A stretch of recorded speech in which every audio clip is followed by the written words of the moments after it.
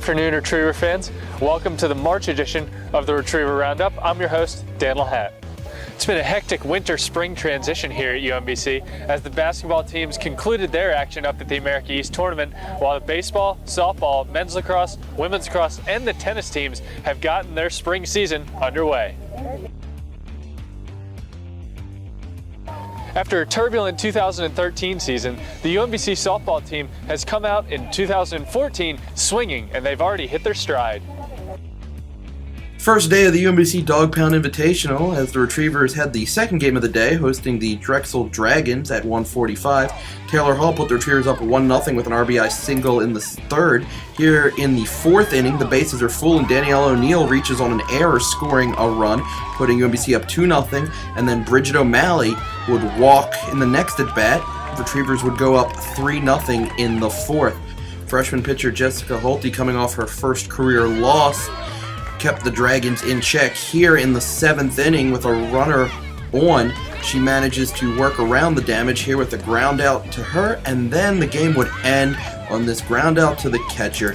She pitched 7 innings scoreless.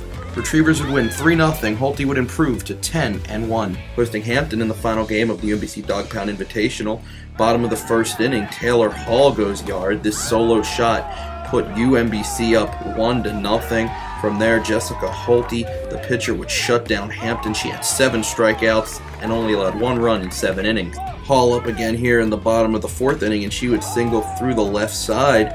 And then Chelsea Bertolio right after her. She would bloop one into left field right inside the line, putting runners at first and second. Then a few batters later, it's freshman Jacqueline Buckley, and she would go yard. This is a 2-out, 3-run bomb, putting UMBC up 4-0. Megan Salba would hit a pinch hit 2-run homer in the next inning, and then Jessica Holte would stop a little rally in the top of the seventh with this little pop-up. Retrievers win 6-1, 800 wins for Coach Joe French. With the crazy weather we've had here in Baltimore so far, the men's and women's tennis team have played over at 40 West Racket Club. That has not deterred the Retrievers from having an excellent start to the season. UMBC men's tennis hosting George Mason at the Route 40 Racket Club on a Friday afternoon. Melker Svard at number 2 had a pretty easy time. He won his match 6-1, 6-1 after the Retrievers took the doubles point. Here you see number 1, Justin Carter. He also had a relatively easy time, winning 6th love 6-1. At the number 5, here's Daniel Gray. He took his match 6-3, 6-3. And Biyik Akinshamoyan at the number 6 won 7-5, 6-4. Retrievers win 6-1. 2 matches on the day for UMBC tennis. First, the women taking on Morgan State.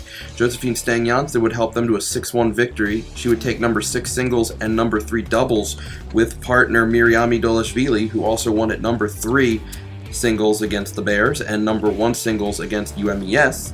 Marlena Kulrash won at number 5 singles against Morgan State and number 3 against UMES. Olga Bakulova won at number 1 against Morgan, and Kim Berghaus won at number 2 against Morgan. Retrievers win 6-1 against the Bears, 5-0 against the Hawks, and the men went 4-0 against the Hawks. The men's lacrosse team has started out its season with some familiar opponents and some first-year programs. They took on Maryland and Johns Hopkins while also taking on Mercer, Richmond, and Monmouth. UMBC taking on Mercer in the Retrievers' first midweek game of the 2014 season. Beautiful night at UMBC Stadium, and a beautiful start for UMBC as Matt Gregoire gets the Retrievers on the board just 1:41 into the game, catching in on a rebound. Retrievers would never trail in this game. Here's Grant Searfoss, the freshman. He scores his first collegiate goal in making it 2-0, and then a nice passing play from Jack Gannon, who hits Nate Lunas right in the middle of the field. Lunas buries the shot here with a left hand. That makes it 3-0 with 5:51 to go in the first quarter. Connor Gordon strong again in goal for UMBC in this game.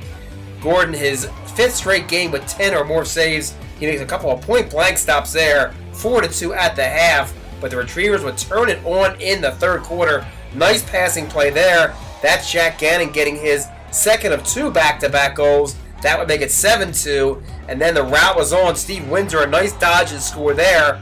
That gives the UMBC an 8-2 lead. Nice work here by Zach Linkins, just coming back from injury. He scores with the left hand there. And UMBC, once again, is en route to a 7-0 third quarter, which would put them up 11-2 after 3 quarters of play. Pat Young scored there. Then Ty Casher, he nails his 3rd goal of the season. He had 2 goals and 1 assist in the contest. 4th quarter action here. Gordon another save. And again, UMBC would wrap it up here. A beautiful goal by Searfoss falling to the ground. That makes it 13-4 Retrievers. They go on to win it 15-6. Despite second-place finishes at both of their conference championship meets, the UMBC swimming and diving program has made history in 2014. Muhammad Hussein qualified for his 2nd NCAA championship, becoming the first Retriever to do so, and female Emily Escobedo qualified for the women's championship. This marks the first time in UMBC program history that both a female and a male swimmer have qualified for the national meet.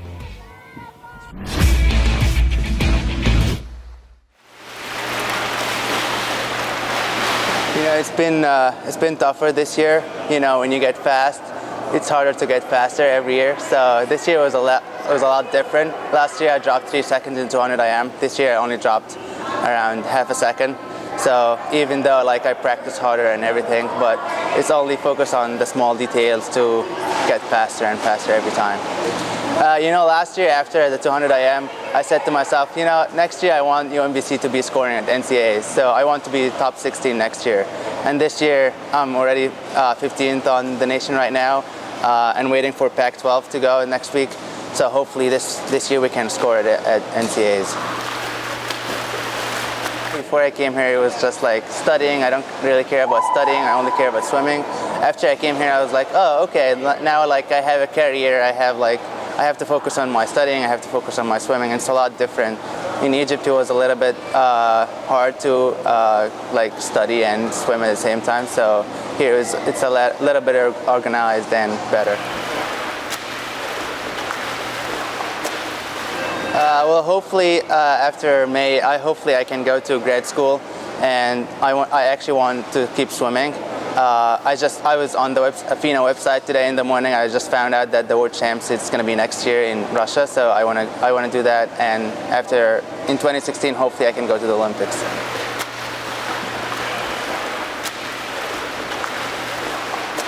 I mean, I've always set really high goals for myself, so I was hoping, like, the goal when I came in here was to make NCAAs, and I wasn't sure if it was going to happen. I just said, let's go for it. You can't really lose, so I went for it, and it happened. I mean, right now for this NCAAs, I just really want to have fun with it because it's my first one, and it's just really, like, amazing for me to even think that I was able to do this. So hopefully in the next 3 years, I'll just be able to move higher and higher up. They're really excited and they're really supportive of me, and I don't think I would have been able to make it without like my teammates. Even just at practice, having people push me, like Brian was always there trying to get me to race, and when I thought I was drowning, he was always pushing me to go harder and harder and trying to make me keep up with him. And it's just a really exciting team and family, really.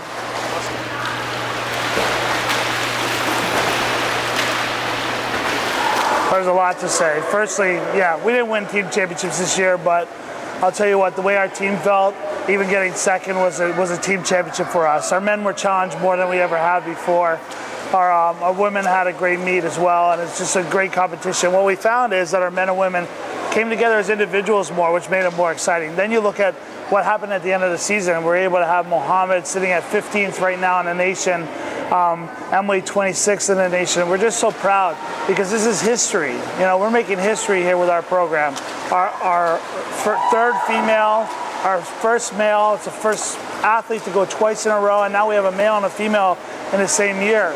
A little complicated twist for us because we're trying to take care of both athletes 2 different weeks, but it's an awesome opportunity, and I'll tell you, our alums are proud, our team is proud, and our school is proud, and we're pretty excited about it.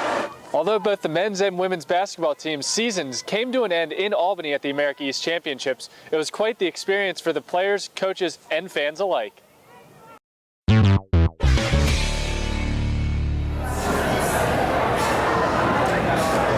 The only all-rookie selection to be selected to an all-conference team.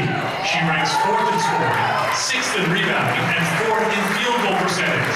From UMBC, Sarah Tarver.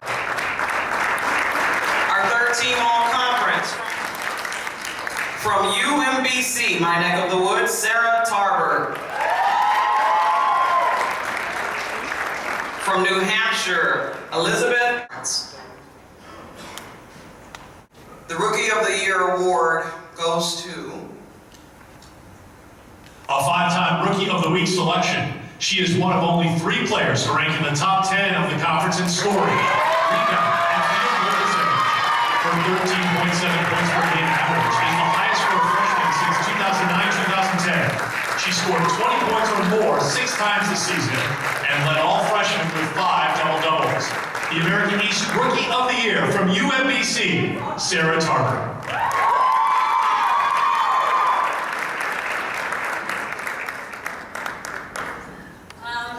First, I want to thank Coach Stern and the rest of the coaching staff for believing in me.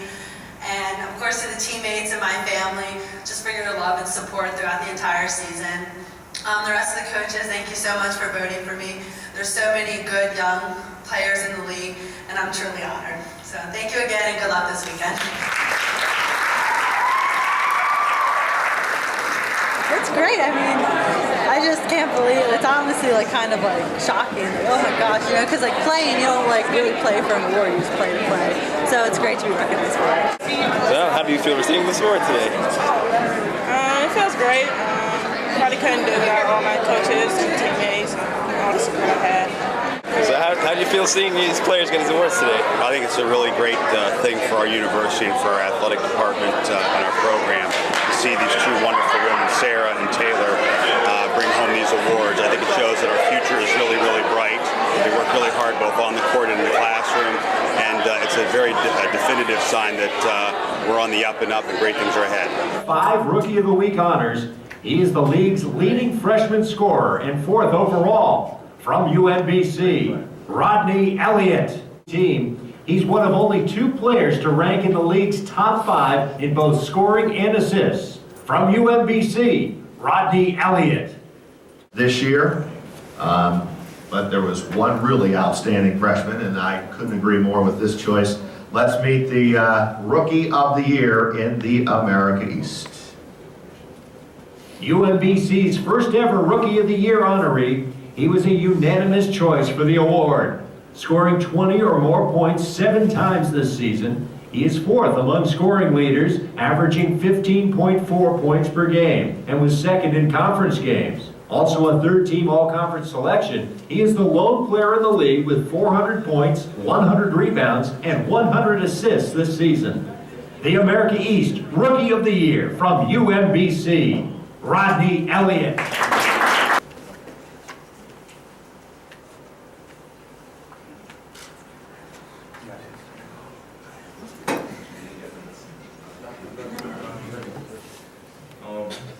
Start by saying I'm really honored to be receiving this award. I mean, it's a humbling experience.